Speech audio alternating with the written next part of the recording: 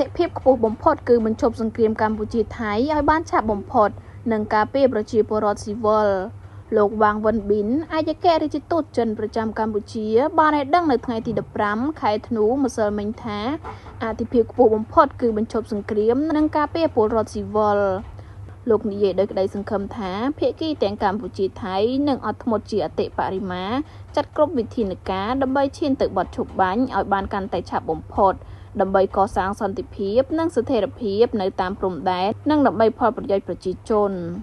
បើតាមឯកអគ្គរដ្ឋទូតនៅភ្នំពេញប្រទេសចិនគឺនឹងបន្តធ្វើអ្វីៗគ្រប់យ៉ាងតាមដែលយើងអាចធ្វើបានដើម្បីលើកកម្ពស់ការសន្ទនាឈានទៅរកការកសាងសន្តិភាពហើយចិននឹងបន្តដើរតួនាទីស្ថាបនាតាមវិធីរបស់ខ្លួនក្នុងការនាំមកនៅបទឈប់បាញ់រវាងកម្ពុជាថៃដើម្បីកសាងសន្តិភាព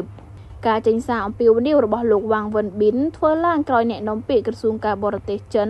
បានចេញសេចក្តីថ្លែងការណ៍ជំរុញឲ្យថៃនិងកម្ពុជាបញ្ឈប់ការបាញ់គ្នាជាបន្ទាន់ដើម្បីជៀសវាងសង្គ្រាមរីករាលដាលកាន់តែធំដោយចិនសន្យាថានឹងចូលរួមសម្របសម្រួលដើម្បីនាំយកសន្តិភាពមកវិញតាមរយៈព្រឹត្តិកម្មនេះមហាអំណាចចិនសង្ឃឹមថាកម្ពុជាថៃបញ្ឈប់ការប្រយុទ្ធគ្នា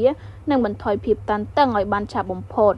អ្នកនាំពាក្យក្រសួងការបរទេសចិនលោកកៅជីខុនបាននិយាយថាចិននឹងបន្តដោយមើលលើឆន្ទៈរបស់ភាគីទាំងពីរក្នុងការធ្វើឲ្យអស់ពីសមត្ថភាពដើម្បីជំរុញការចរចាដើម្បីសន្តិភាពនិងដើរតួនាទីស្ថាបនាតាមរបៀបរបស់យើងដើម្បីនាំមកនូវបទឈប់បាញ់និងស្ដារសន្តិភាពរវាងប្រទេសទាំងពីរ